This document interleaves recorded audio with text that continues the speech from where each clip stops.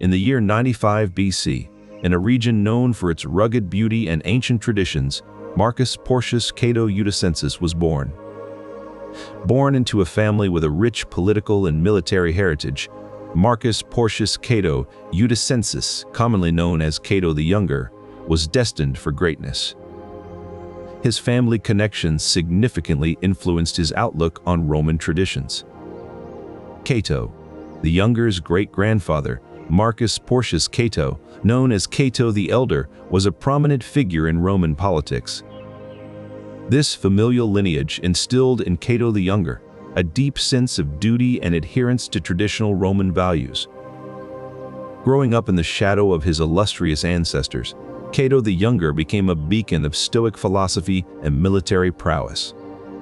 His journey through life was marked by an unwavering commitment to the principles of Stoicism. Cato the Younger's steadfast adherence to his beliefs would come to define his role in Roman politics and ultimately shape his fate during the tumultuous Roman Civil War.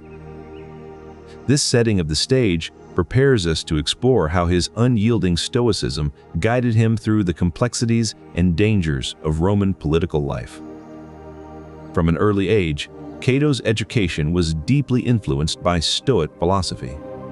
This school of thought emphasized virtue, self-control, and living in accordance with nature.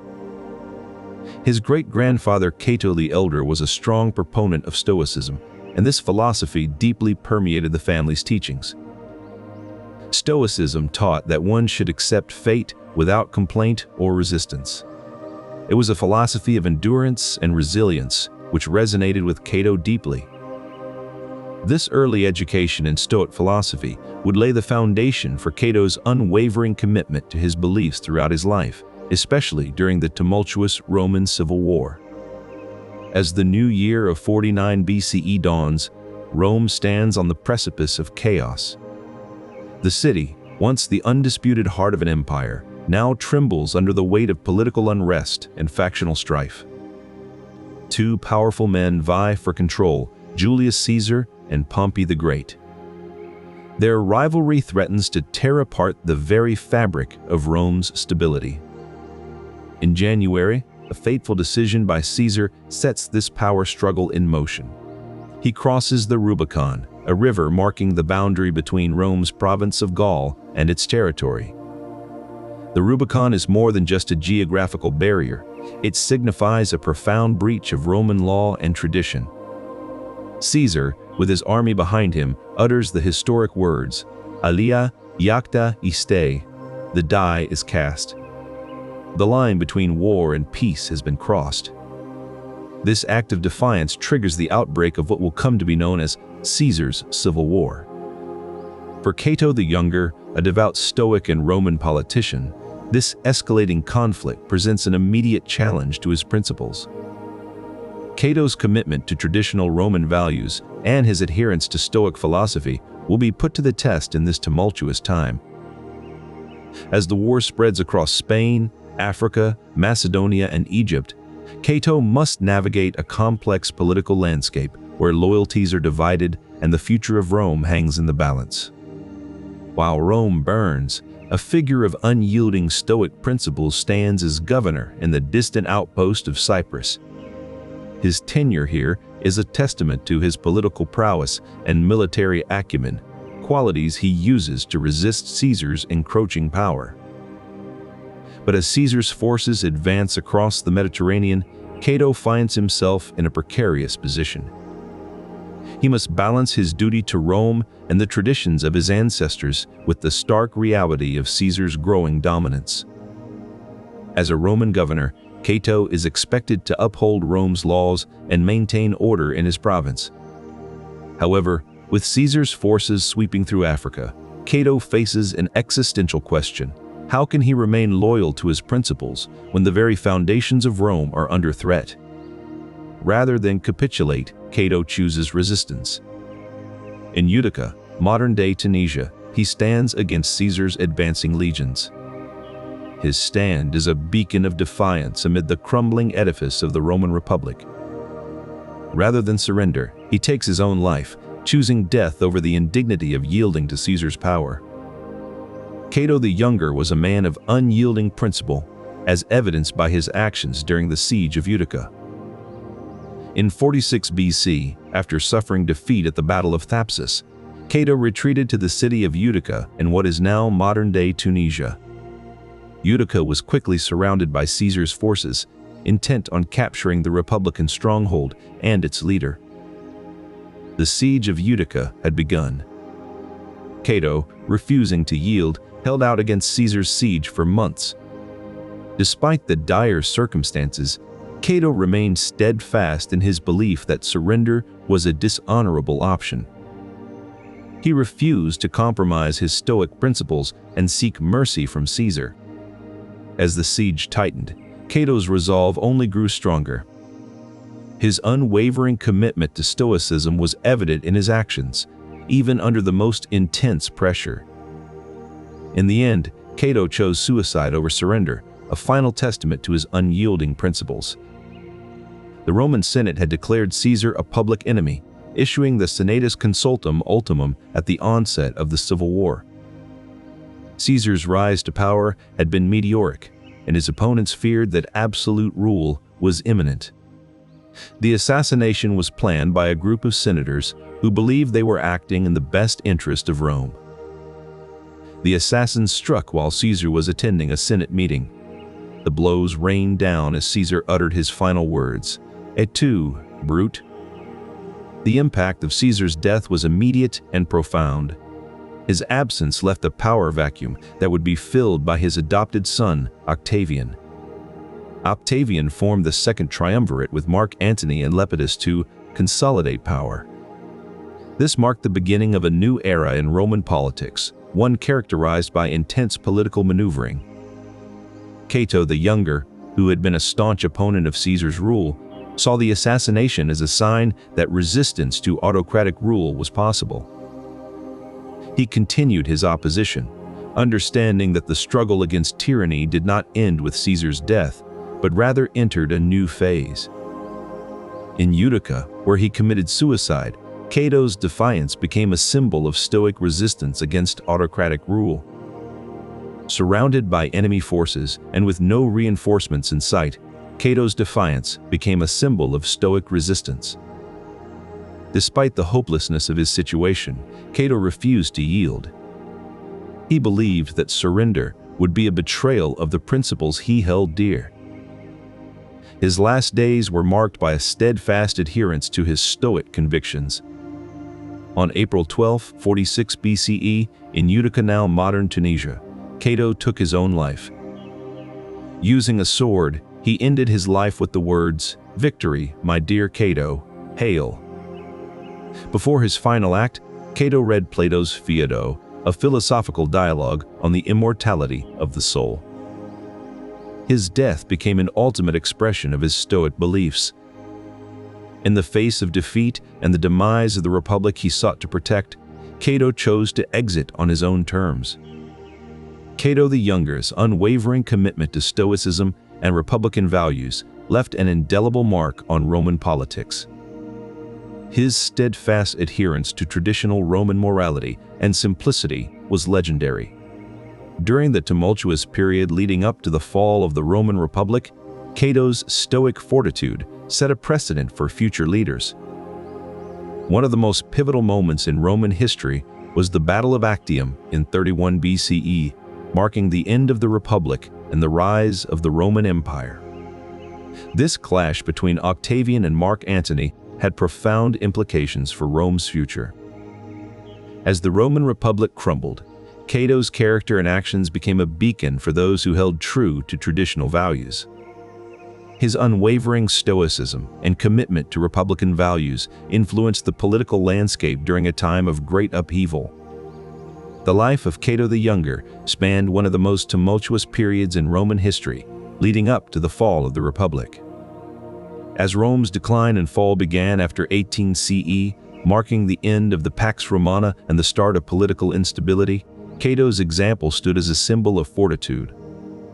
Though the Republic fell, Cato's legacy endured as a testament to unyielding principles and personal integrity. his actions set a precedent for future leaders who would face similar challenges and crises. In the midst of the Roman Civil War, Cato the Younger demonstrated an unwavering stoicism that would come to define his legacy. As the conflict intensified and Caesar's forces gained the upper hand, Cato remained steadfast in his commitment to Stoic philosophy. In the face of imminent capture, Cato chose to take his own life rather than surrender and risk dishonor. In a world where political and military power often trumps principle, Cato the Younger's unwavering stoicism stands as a beacon of integrity. As a young man, Cato witnessed firsthand the erosion of these values under the rising influence of Julius Caesar. While many Romans were seduced by Caesar's promises of reform and his military conquests, Cato remained steadfast in his belief in the Roman Republic. His opposition was not merely a matter of political principle, it was deeply rooted in his Stoic philosophy. Stoics emphasized virtues such as wisdom, justice, and fortitude, values that Cato saw as fundamental to a just society. In 60 BCE, Cato served as aedile in Rome, using his position to advocate for republican values and oppose Caesar's growing power. As Caesar's forces advanced on Rome, prominent figures like Pompey chose to flee rather than confront him. But Cato remained unwavering in his stance against Caesar, refusing to abandon Rome and instead choosing to stand firm in his principles. His early opposition set a precedent for how he would conduct himself throughout his life, with unyielding commitment to his beliefs. This steadfastness in the face of adversity defined Cato's legacy and ensured that his name would forever be associated with unwavering integrity. In the midst of Caesar's civil war, a pivotal moment occurred on August 9, 48 BCE, at the Battle of Pharsalus. This conflict marked a significant turning point in the ongoing power struggle between Julius Caesar and Pompey the Great. Caesar's forces, despite being outnumbered, managed to secure a decisive victory against Pompey's army. This triumph shifted the balance of power and altered the course of the war irrevocably. Following his defeat, Pompey fled to Egypt, seeking refuge and support from the Egyptian ruler Ptolemy XIII. However, his journey to safety was short-lived. On September 28, 48 BCE, Pompey met a brutal end when he was assassinated in the Egyptian city of Pelusium. His head was severed from his body and presented to Caesar as a grim token of submission. This tragic event not only ended Pompey's life, but also marked the beginning of the end for the Roman Republic, as Caesar continued his relentless pursuit of power and dominance. The Battle of Pharsalus set the stage for Caesar's eventual victory at the Battle of Munda on March 17, 45 BCE, which finally brought an end to the civil war. But the seeds of discord and the struggle for power had already been sown. The echoes of the Battle of Pharsalus resonated through Roman history, shaping not only the fall of the Republic, but also defining moments that shaped the philosophical and political landscape for centuries to come. In the wake of Caesar's assassination, Rome was thrown into a state of chaos and uncertainty. The republic that Caesar had sought to stabilize now faced an uncertain future. The vacuum of power left by his death needed to be filled quickly.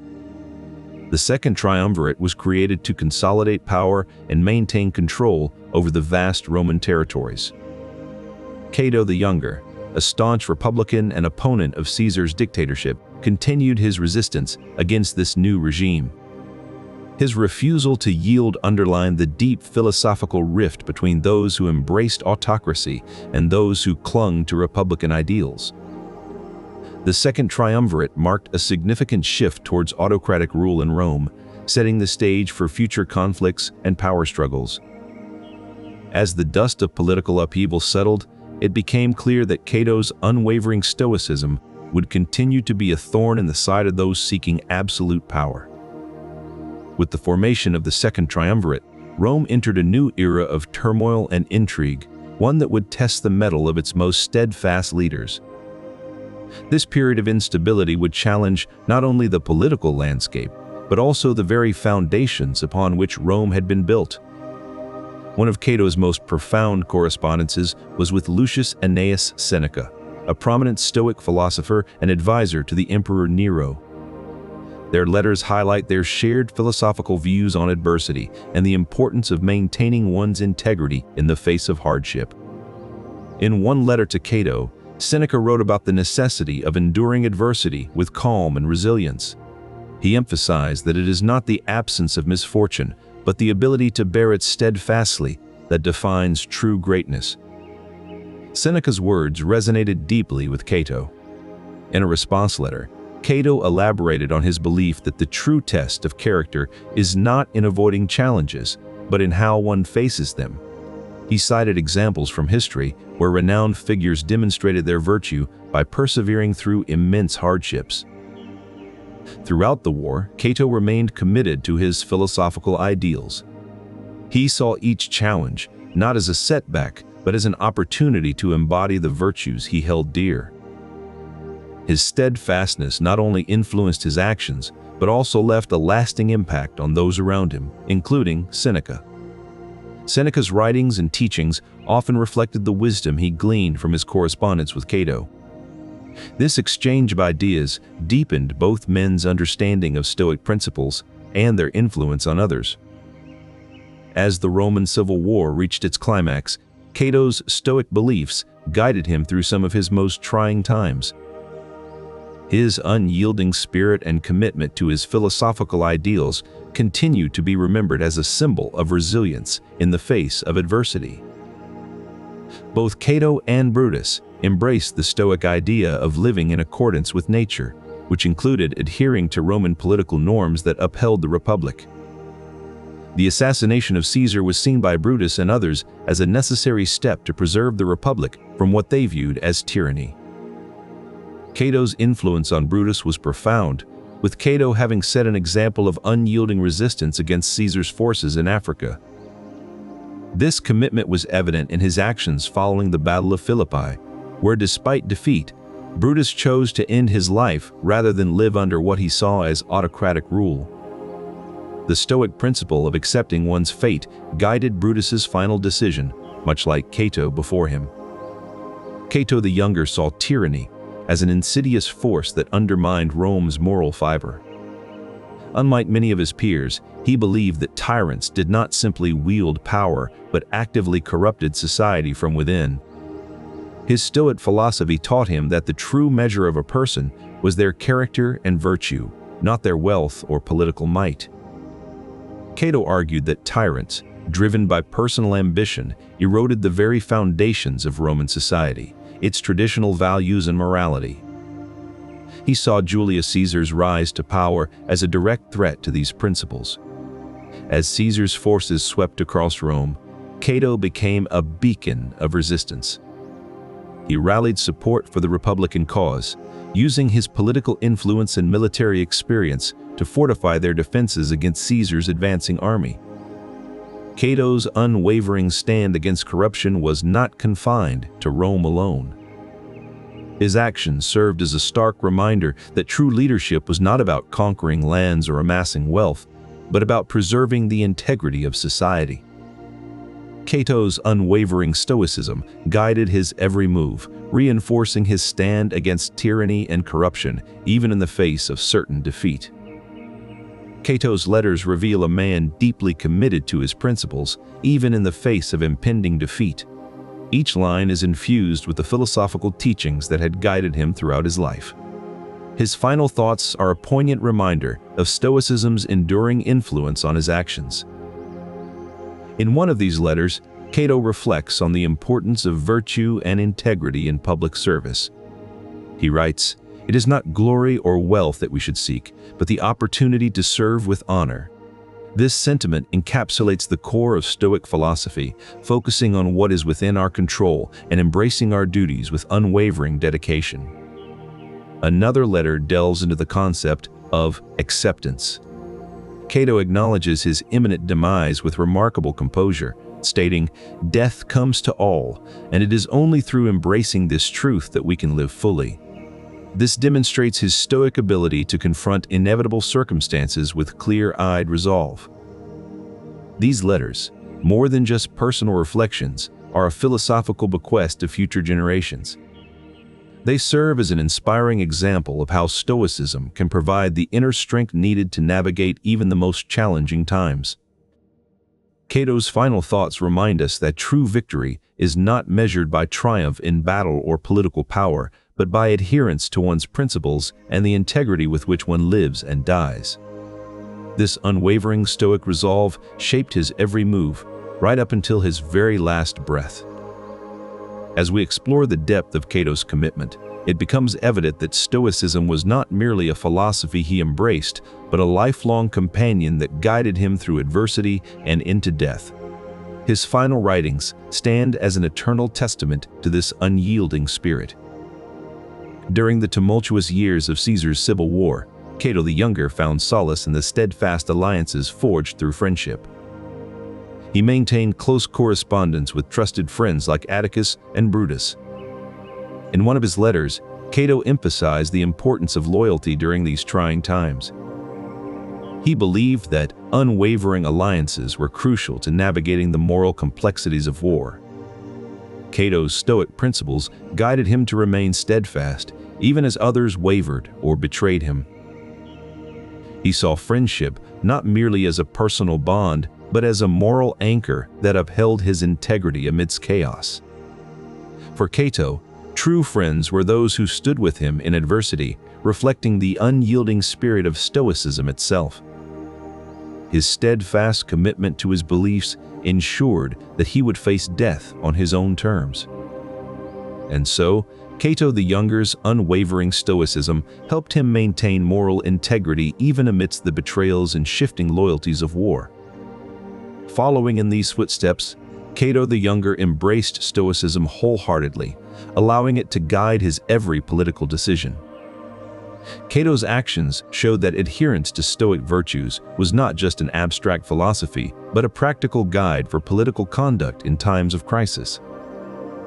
By maintaining his ethical conduct amidst the corrupt environment, Cato offered a beacon of hope and moral integrity during one of Rome's darkest periods. His legacy serves as a testament to the power of Stoicism in shaping political decisions and actions, even amidst great turmoil. Cato the Younger's commitment to justice and wisdom, guided by his unwavering adherence to Stoic principles, remains an enduring example for leaders in any era. His belief in Rome's ultimate fate was deeply rooted in these principles. In his writings and speeches, Cato frequently reflected on the future of Rome. He predicted that despite the turmoil, Rome would endure and emerge stronger from the conflict. His belief in Rome's destiny was not just a hope, but a firm conviction grounded in Stoic philosophy. Cato saw the Civil War as a temporary setback, not a sign of permanent decline. This long-term vision was essential to his leadership during these tumultuous times. Stoic principles taught him that true strength comes from facing adversity with resilience and wisdom. Cato's unwavering belief in Rome's fate during the Civil War chaos demonstrates how Stoic principles can guide a leader through the most challenging times, maintaining a vision for the future amidst immediate turmoil. Cato the Younger's financial dealings during the Civil War offer a glimpse into his unyielding Stoic principles, which guided him through times of chaos and uncertainty. His handling of finances was a testament to his moral compass, especially when compared to the rampant corruption among other leaders during that time. Cato's personal wealth, while considerable due to his family's political and military heritage, was never a source of excess or decadence. He lived modestly, in accordance with Stoic principles that advocated for simplicity and contentment over material possessions. In public life, Cato was known for his meticulous oversight of financial resources under his control. He ensured that every denarius was accounted for and used solely for the benefit of the Roman people, reflecting his commitment to the greater good. Even as Caesar's forces threatened his stronghold in Africa, Cato refused any form of bribery or deceitful practices to secure his position. His unwavering Stoic beliefs kept him financially honest amidst the widespread corruption that plagued the conflict. Cato's integrity was a beacon in an era marred by greed and dishonesty, reminding us how Stoic principles can guide one to act with virtue even during the most challenging circumstances. His devotion to duty remained unshaken even as he faced the loss of close friends in battle. Among those who fell that day were some of Cato's closest companions, friends with whom he had shared the hardships and triumphs of war. Yet, even in this hour of personal tragedy, Cato did not falter. He continued to lead his troops with unwavering determination. The death of a loved one is a test that Stoicism prepares one to face. Cato's response was not one of sorrow, but rather a quiet determination to honor their memory through continued service. Later, the execution of his brother-in-law in 46 BC presented another trial. Yet, Cato's Stoicism remained steadfast. Through all these personal adversities, Cato demonstrated how Stoic principles can provide resilience during hardships. His actions serve as a reminder that even in the face of personal tragedy, adherence to virtue and duty can provide an unshakable foundation. While Cato the Younger's Stoic resolve was unwavering in the face of adversity, his approach to family duty during the Civil War offers insights into the true essence of Roman virtue. His decisions regarding his children were guided by an unyielding commitment to Republican principles, even as war ravaged the empire.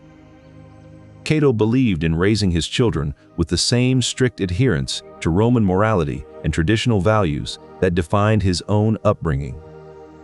He ensured that they were educated in Stoic philosophy, which emphasized resilience and duty over personal comfort. During the Civil War, Cato's commitment to family duty extended beyond his immediate family. He maintained strong ties with his extended family and was known for his loyalty to those who shared his commitment to the Republican cause. This action demonstrated his unwavering loyalty to the Optimates faction, of which Pompey was a key member. Even in the face of military defeat and personal loss, Cato's Stoicism remained steadfast. Cato's final stand in Utica, where he chose suicide over capitulation, further underscores the power of Stoic resolve. His death became a symbol of unyielding loyalty to the ideals he held dear. In times of chaos and war, Cato's Stoic approach to family duty offers a profound lesson on the power of unwavering commitment. In one letter to Atticus, he writes, "I am glad that you are well, for I am well myself." This simple statement underscores his Stoic belief in accepting what is within our control and letting go of what isn't. Another letter to the same friend reveals Cato's unwavering commitment to his principles. "I will bear any hardship rather than violate my conscience." This stance exemplifies Stoic resilience and moral integrity in the face of adversity. In times of crisis, Cato's letters often turn to philosophical contemplation. To his friend Brutus, he writes, "We must consider ourselves fortunate if we can remain steadfast in our duty." Through these written exchanges, Cato's words embody the core of Stoic philosophy, maintaining inner tranquility amidst external turmoil. He advises his friends to not let circumstances control your mind. These letters demonstrate Cato's belief in the power of philosophy to guide one through life's challenges. In a letter to another friend, he reflects, "Philosophy is our anchor during stormy seas." As the Roman Civil War raged on, Cato's Stoic letters served as beacons of calm amidst the chaos. They highlight his unwavering commitment to Stoic principles, even in times of great personal hardship. Ultimately, Cato's correspondence with friends illustrates how his written words are not just letters, but testaments to the enduring power of Stoic philosophy. They serve as a legacy of his commitment to moral integrity and resilience in the face of adversity. Reflecting on these Stoic letters, we see how Cato's written words embody the principles he held dear, providing timeless wisdom for navigating life's most challenging moments with steadfast resolve and inner peace. Cato's Stoic letters reveal more than just principles. They offer glimpses into the man himself, grappling with some of the most challenging moments of his life. One such moment is the death of Brutus. The news of Brutus's assassination in 42 BC reached Cato while he was serving as a military leader in Africa. The betrayal was not merely political, it struck at the heart of Cato's personal loyalties and friendships. Yet, in true Stoic fashion, Cato did not let this news shake his resolve or cloud his judgment. He wrote to Atticus, a close confidant, reflecting on Brutus's fate. Brutus died the death of a tyrannicide, but he was also betrayed. This Stoic betrayal, a double blow, left Cato with an unenviable task, maintaining his principles amidst tumultuous times. Throughout the Civil War, Cato witnessed numerous political defeats. Each loss could have signaled the end of his beliefs in a just republic, but he remained steadfast. His commitment to Stoic values guided him through these trying periods. In one letter he notes, "The wise man accepts that defeat is part of life's journey and continues to fight for what is right." Cato's reflections on Caesar's assassination are equally revealing. He did not see it as a triumphant moment, but rather an opportunity to reflect on the impermanence of power. Even the greatest leaders fall, he wrote, underscoring the transient nature of political might. In the face of defeat at the Battle of Thapsus, where his army was routed by Caesar's forces, Cato did not falter. Instead, he used the moment to illustrate the Stoic teaching on acceptance and perseverance. We must accept what we cannot change and strive onwards with courage. This spirit of unyielding resolve is a testament to Cato's Stoicism. It highlights the core teachings of accepting life's challenges with equanimity, continuing to fight for justice, and never losing sight of one's principles. Cato's final hours in Utica provide a powerful coda to his life. As Caesar's forces closed in, Cato chose suicide over surrender, exemplifying his adherence to the Stoic belief in choosing how to live and die with dignity. His last words, "Victory, my dear Cato, hail," are a poignant reminder of his unwavering commitment to principles. They echo the Stoic teaching, "It is not what happens to you that matters, but how you react." In this light, Cato's life serves as an enduring example of Stoicism in action, a beacon for those navigating times of betrayal and defeat with steadfast resolve and inner peace. This perspective profoundly influenced his actions during the Roman Civil War. In the heat of battle, Cato remained steadfast in his duty to defend traditional Roman values. To Cato, death was not a finality, but a natural transition in the cycle of life and duty. In the end, Cato's unwavering commitment to duty, shaped by his Stoic views on death, is what defines his legacy. During the Roman Civil War, Cato the Younger faced significant defeats and exile, but his Stoic philosophy helped him maintain resilience throughout these trying times. In 49 BC, when Julius Caesar crossed the Rubicon and declared war on Pompey, Cato's loyalty to the Republic was put to the test. After Pompey's defeat at Pharsalus and his subsequent death in Egypt, Cato found himself exiled from Rome. In spite of this setback, Cato's commitment to Stoic principles remained unshaken. His decision was rooted in Stoic teachings that emphasized the importance of freedom and dignity over life itself. In Utica, where he took his final breath, Cato demonstrated that even in the face of overwhelming adversity, true Stoicism remains steadfast. Cato the Younger was not just a name, but a philosophy in action during the Roman Civil War. His unwavering Stoicism guided him to resist corrupt influences and maintain integrity in positions of power. In a time when corruption was rampant, Cato saw power as a tool for preserving traditional Roman values rather than personal gain. His staunch advocacy for simplicity and moral integrity earned him the nickname Cato the Censors. This title reflected not just his role as censor, but also his commitment to rooting out corruption within Roman politics. As a statesman, Cato believed that true power lay in upholding the moral standards of Rome, not in amassing wealth or personal influence. During his tenure as a military leader and politician, Cato's unyielding adherence to Stoic principles made him a formidable opponent against those who sought personal gain at the expense of Roman ideals. In the end, Cato's life was not just about resistance against corruption, but about embodying a philosophy that valued integrity and moral fiber above all else. As a staunch Republican, Cato saw Caesar's actions as a grave threat to the republic he cherished. However, rather than aligning himself immediately with Pompey, Cato considered his options carefully through the lens of Stoic virtue and principle. To Cato, an alliance was not merely a strategic maneuver, but a reflection of one's moral integrity. He believed that aligning with Pompey meant endorsing his actions and the potential for tyranny. Over time, Cato reluctantly joined forces with Pompey out of necessity rather than shared ideals. Throughout this alliance, Cato maintained his moral stance, refusing to compromise on the principles he held dear. Even after Pompey's defeat at Pharsalus and his subsequent flight to Egypt, Cato remained firm in his Stoic resolve.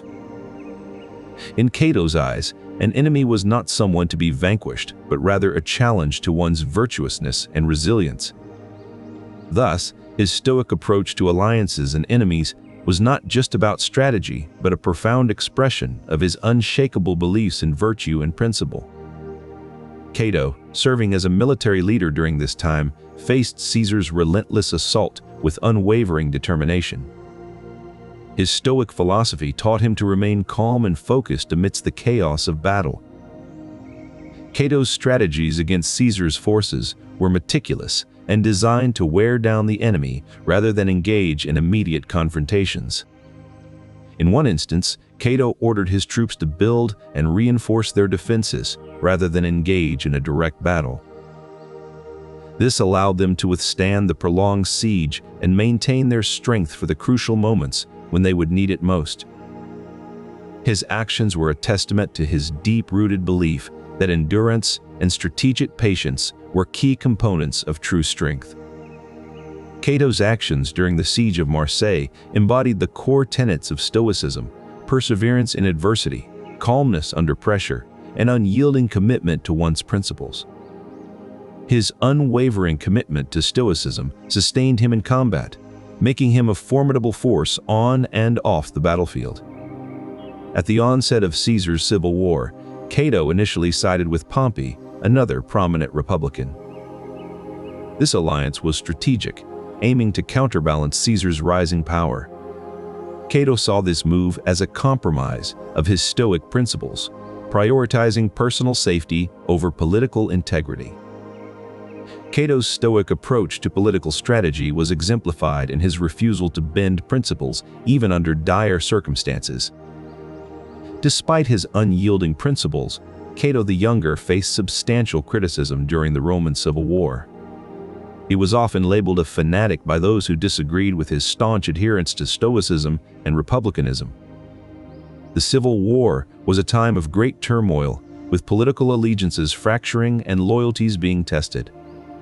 In this environment, Cato's steadfastness made him a target for those who saw his rigid adherence to principles as detrimental. Yet, Cato's Stoicism served as an anchor in the storm of criticism and political infighting. He saw personal attacks not as a reflection of his character, but as external events that he had no control over. For Cato, the essence of Stoicism was to focus on what is within his control and accept what is not. This perspective allowed him to endure the harshest criticisms without wavering. In one instance, after being labeled a fanatic for his unyielding stance, Cato simply noted the criticism in his journal and continued with his day, demonstrating an impressive level of detachment. His ability to remain stoic amidst personal attacks not only served as a testament to his character, but also reinforced the values he stood for in the face of adversity. The calm with which Cato faced personal critique was a silent assertion of his principles, demonstrating how Stoicism helped him navigate the complex political landscape of the Roman Civil War. Ultimately, Cato's resilience in the face of criticism underscored his commitment to a higher moral order that transcended personal slights and political turmoil. The Stoic philosophy that Cato the Younger embraced and embodied did not die with him. His unyielding commitment to virtue, resilience in adversity, and steadfast adherence to ethical principles left a lasting impression on future thinkers and philosophers. This is the essence of his enduring Stoic legacy. Marcus Aurelius, the philosopher-emperor who ruled Rome from 61 to 18 AD, was deeply influenced by Cato's example. In his seminal work, Meditations, Aurelius often referred to the moral strength and integrity that Cato exhibited.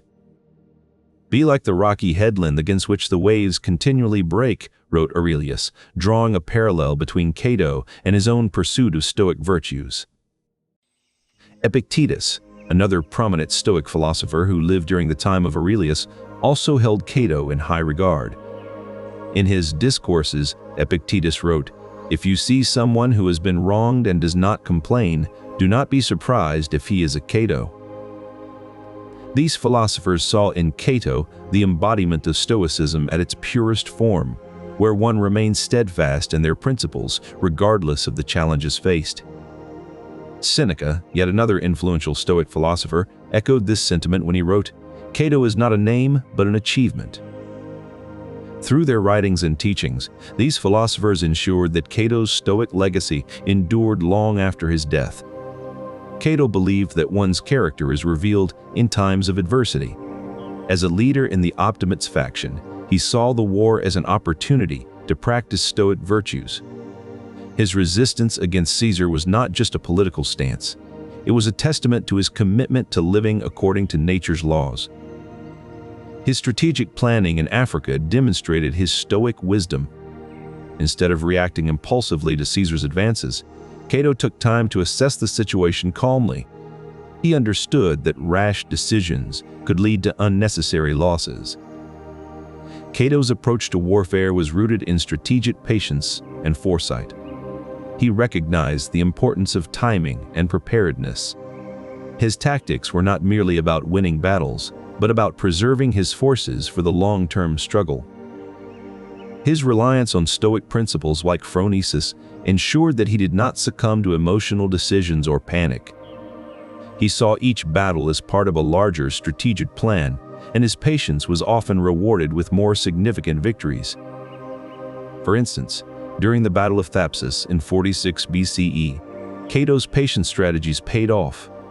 His forces, though outnumbered, were well prepared and fought with disciplined precision. The battle ended in a decisive victory for Caesar, but Cato's forces retreated in good order. This demonstrated his wisdom in preparing his troops and focusing on long-term goals rather than short-term gains. In a sense, every battle Cato fought was part of a larger philosophical war, one where the true victories were not territories gained, but virtues practiced. Cato the Younger's political alliances were not forged out of mere expediency, but rooted in his profound Stoic beliefs. His approach to forming these bonds was deeply influenced by his adherence to virtues like wisdom, justice, and courage. He sought allies who embodied these same principles, those whose actions reflected an unyielding commitment to the highest ideals of Rome. In this sense, every alliance Cato made was a philosophical statement as much as it was a strategic maneuver. During the tumultuous times of the Roman Civil War, Cato aligned himself with figures like Pompey and Brutus. But these were not mere political calculations, they were alignments with individuals who, in his eyes, stood for something greater. Pompey, despite his eventual clashes with Cato, initially represented a force against Caesar's growing power. For Cato, this was not about personal loyalty, but about standing against what he saw as tyranny. Brutus, who would later play a pivotal role in Caesar's assassination, was seen by Cato as someone who could be trusted to act according to the highest moral standards.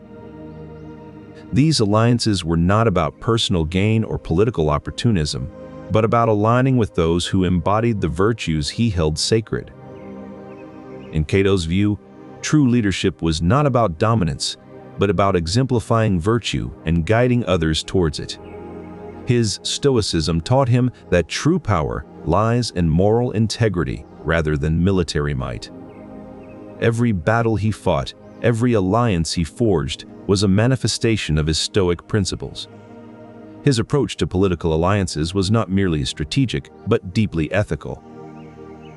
In essence, Cato's alliances were a reflection of his unwavering commitment to Stoic virtues and his belief in the power of moral example over sheer force. Cato the Younger faced numerous instances of personal critique throughout his life, reflecting his high profile in Roman politics and society. However, he maintained an unwavering commitment to Stoic principles, which guided his responses to these criticisms.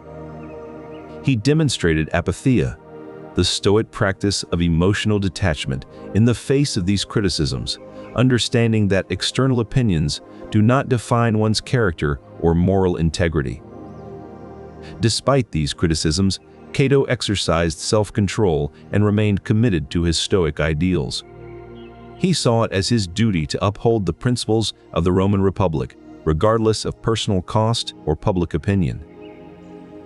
His steadfastness in the face of criticism became a hallmark of his character. It underscored the Stoic belief that one's virtue and integrity should remain unshaken by external pressures. Throughout his life, Cato's unwavering Stoicism shaped not only his political actions, but also his personal responses to critique, illustrating a steadfast character that continues to inspire today. Bribery and corruption were rampant in Roman politics, yet Cato remained steadfast in his refusal to engage in such practices. He believed that accepting bribes undermined the very foundation of ethical leadership and was anathema to true Stoic principles. Cato's life serves as a powerful example of how moral integrity, when grounded in Stoic philosophy, can shape one's actions even amidst political turbulence and personal adversity. He advocated for legal reforms through his letters, demonstrating his belief that the stability and integrity of Roman law were essential to maintaining order during tumultuous times. Despite facing immense pressure and potential personal risk, Cato remained steadfast in his adherence to justice and legal principles. His actions reflect the core, Stoic belief that one's duty lies not merely in personal comfort or safety, but in upholding the values and laws that govern a just society. This unyielding commitment to justice and legal principles demonstrates how Stoicism guided Cato's actions and decisions, even under duress. Despite the tumult of war, Cato the Younger remained steadfast in his belief that education was a cornerstone of society. He promoted classical learning and tutored young Romans during this turbulent period. He emphasized the need for young Romans to be well-versed in literature, philosophy, and history. He saw these subjects as foundational to maintaining Rome's moral fiber. One example of Cato's commitment to education can be seen in his tutelage of young Romans. He often took time to personally teach and mentor young men, instilling in them the values of Stoicism. In a letter to his brother, Cato stressed that education was not just about acquiring knowledge, but also about cultivating virtue. He believed that a well-educated Roman would be better equipped to serve the state.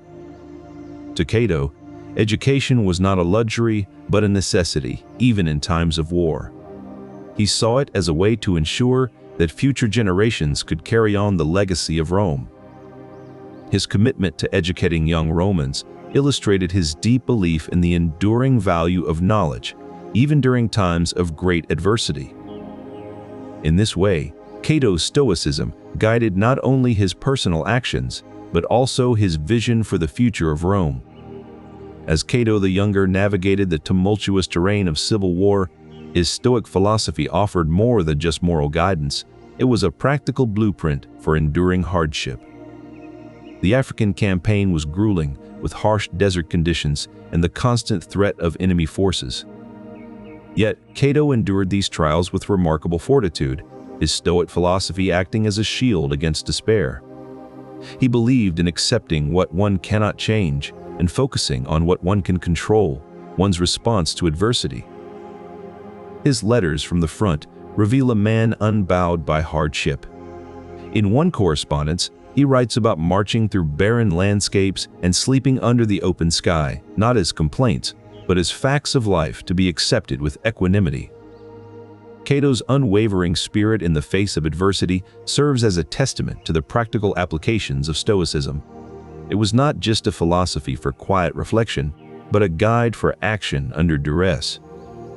His example demonstrates that true resilience is not merely the ability to survive hardships, but the capacity to maintain one's integrity and purpose in the midst of them. As Caesar's forces encroached on African soil, Cato found himself in a precarious position. The Optimates' resistance seemed futile against Caesar's growing dominance. Yet, Cato maintained an unwavering Stoic perspective. He believed in facing reality without illusions or false hopes. For the Stoics, hope was not a matter of wishful thinking, but of preparing for whatever might come. In his writings and actions, Cato exemplified this balanced view of hope. He was not blinded by optimism, nor overwhelmed by despair. Instead of dwelling on the possibility of victory, he prepared for the inevitable. This realistic outlook was not born from fatalism, but from a deep understanding of his role and responsibilities. To the Stoics, hope was about being ready for any eventuality. It was not about avoiding difficult situations, but about facing them with steadfast resolve. Throughout the Civil War, Cato's actions demonstrated a steady focus and unwavering stoicism in the face of adversity. With the Civil War in full swing, Cato the Younger emerged as a steadfast leader amidst the chaos. His actions were guided not by fear or desperation, but by the Stoic principles he held dear. Stoicism taught him to remain composed under duress, and this calmness was a beacon during turbulent times. He did not shy away from difficult decisions, even when they were unpopular. For example, he refused to yield to the demands of corrupt officials, maintaining the integrity of his administration. In this moment, Cato embodied the Stoic ideal of virtue above all else, including life itself. His letters during this time reveal a man steadfast in his principles. In one such letter, written to his friend Atticus, Cato expressed his resolve, "I cannot be taken alive." This phrase, uttered with the calm certainty of a man at peace with his convictions, underscores his commitment to duty above all else. Cato's actions in Utica were not just about personal honor, they were an embodiment of his belief in the Stoic ideal of virtue. To him, life was not the highest good. The ability to act virtuously, to uphold principles even in the face of overwhelming odds, was what truly mattered. His unwavering adherence to these ideals did not go unnoticed. Even Caesar himself, after Cato's death, recognized the strength of his convictions. "Cato, I grudge you nothing, for by taking your own life, you have achieved the greatness you always sought." This acknowledgement from an opponent shows the profound impact of Cato's philosophy of duty. Through his actions and writings, Cato demonstrated that Stoic principles were not mere intellectual exercises, but a practical guide for navigating life's challenges. His example serves as a beacon of fortitude in the face of uncertainty, a testament to the power of conviction when duty calls. As Cato the Younger faced the tumultuous landscape of civil war, his unyielding stoicism shaped not only his personal conduct, but also his views on the moral obligations of war. His great-grandfather, Cato the Elder, had been a renowned advocate for traditional Roman values, and this family connection significantly influenced Cato the Younger's outlook. In his letters and actions, Cato displayed an adherence to Stoic principles that guided him through the ethical complexities of wartime. Throughout the conflict, Cato's commitment to the Republic never faltered, even in the face of adversity and personal danger. His actions aligned with the core tenets of Stoicism, emphasizing virtue, wisdom, and justice. Caesar, seeking to consolidate his power, extended numerous offers to Cato, tempting him with positions of influence within the new regime. Yet, Cato refused them all. His loyalty to the Roman Republic was unyielding. This steadfastness can be traced back to Stoic teachings which valued moral integrity above all else. Cato saw his allegiance to the Republic as a sacred duty, one that transcended personal gain or safety. His refusal of Caesar's overtures was not just a political move, it was a moral standpoint rooted in the principles of Stoicism that he had been taught from his earliest days. This ultimate act of loyalty is a testament to the Stoic belief in living according to one's own virtues and dying with dignity. For Cato, the preservation of the Republic was worth any sacrifice. Cato the Younger's adherence to Stoic principles wasn't just a personal philosophy, it was a strategic compass that guided him through the tumultuous years of the Roman Civil War. His steadfast belief in living according to virtue and reason shaped his military strategies and political alliances, leaving an indelible mark on the course of history. Stoics believed that one should accept whatever fate brings without complaint or resistance. This principle shaped Cato's decision to stand against Caesar's forces, even when faced with overwhelming odds. This move demonstrated his Stoic belief in the importance of self-control and resilience. It was not a defeat, but a strategic withdrawal to regroup and continue the fight. His commitment to the Stoic ideal of living virtuously and dying with dignity led him to commit suicide rather than being captured by Caesar's forces. Cato's strategic choices, informed by Stoicism, had a profound impact on the course of the Civil War and the future of the Roman Republic. He begins his speech not with fire or brimstone, but with reason and virtue, the cornerstones of Stoic rhetoric. Cato argues that the Civil War is not just about political power, but about the very soul of Rome, its morality and values. He believes that Caesar's forces threaten these foundations. His voice is calm, his words precise, as he paints a vivid picture of what's at stake. His goal isn't to incite emotion, but to plant seeds of reason in the minds of his listeners. He reminds the Senate that true leadership comes not from brute force, but from virtue and wisdom. This isn't just rhetoric, it's a lived philosophy.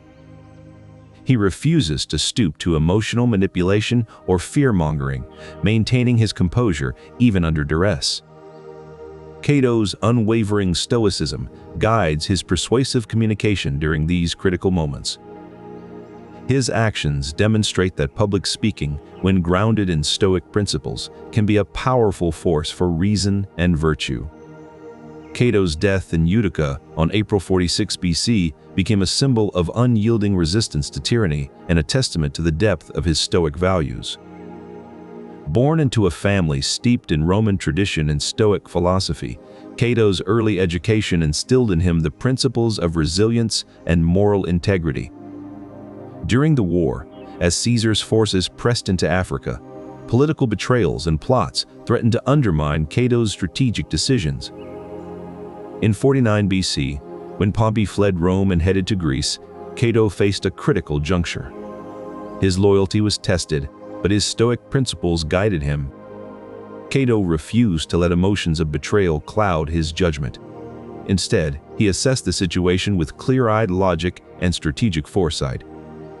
In moments of political crisis, Cato's stoicism allowed him to maintain composure while making strategic decisions that preserve his honor and integrity. His unwavering commitment to Stoic principles enabled him to manage adversity in a volatile political climate, setting an example for those who valued the Republic. Stoicism emphasizes self-control and discipline, principles that Cato applied meticulously to his military preparations.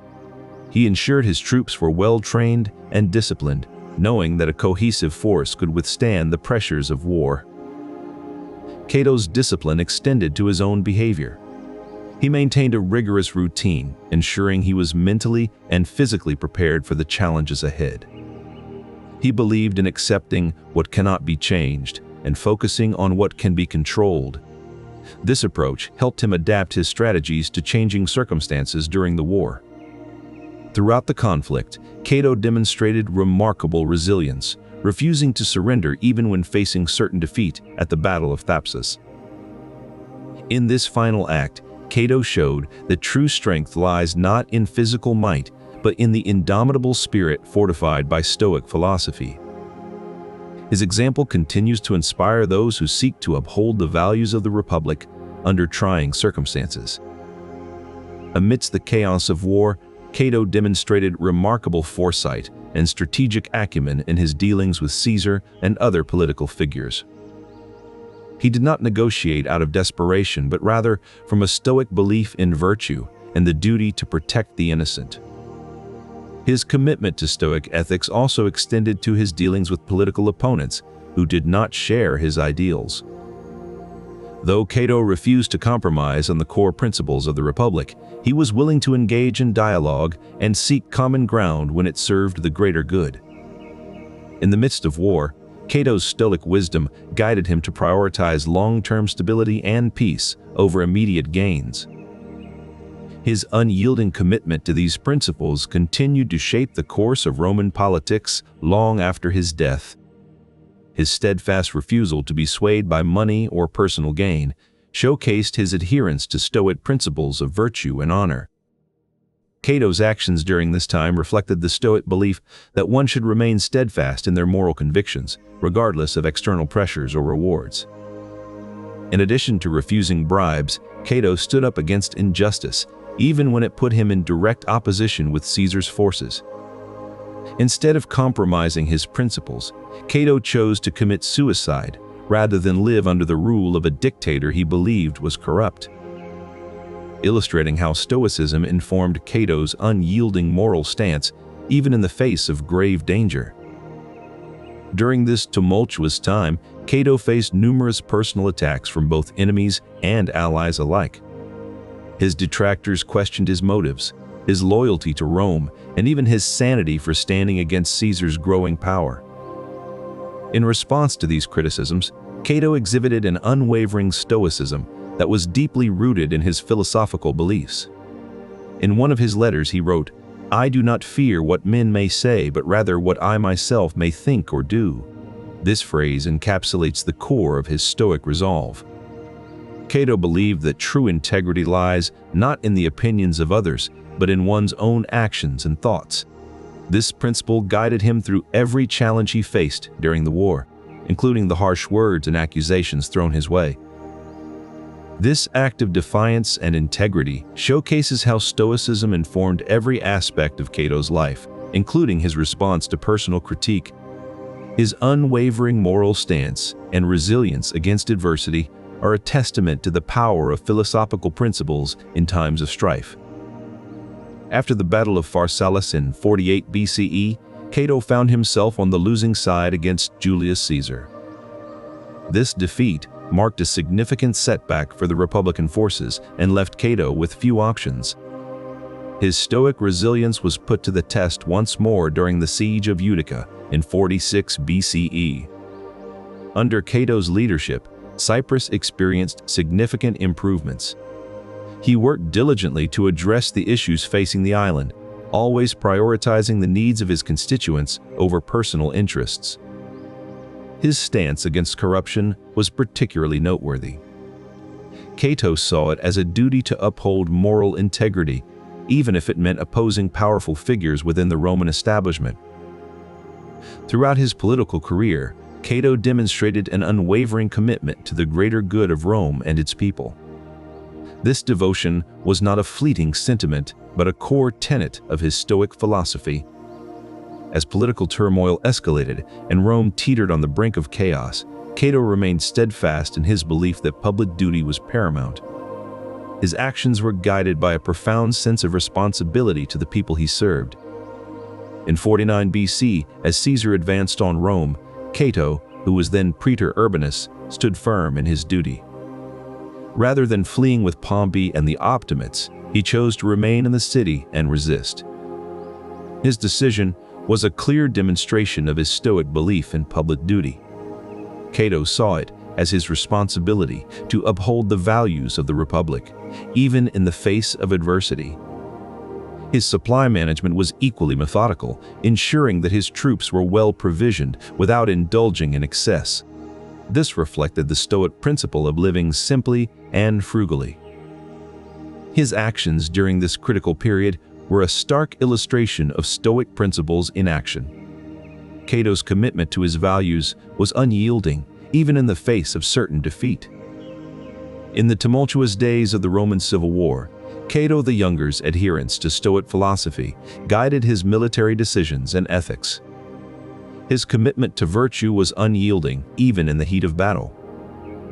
For Cato, honor in combat was paramount. He believed that a true Stoic soldier fought not for glory or conquest, but to uphold justice and defend the Republic.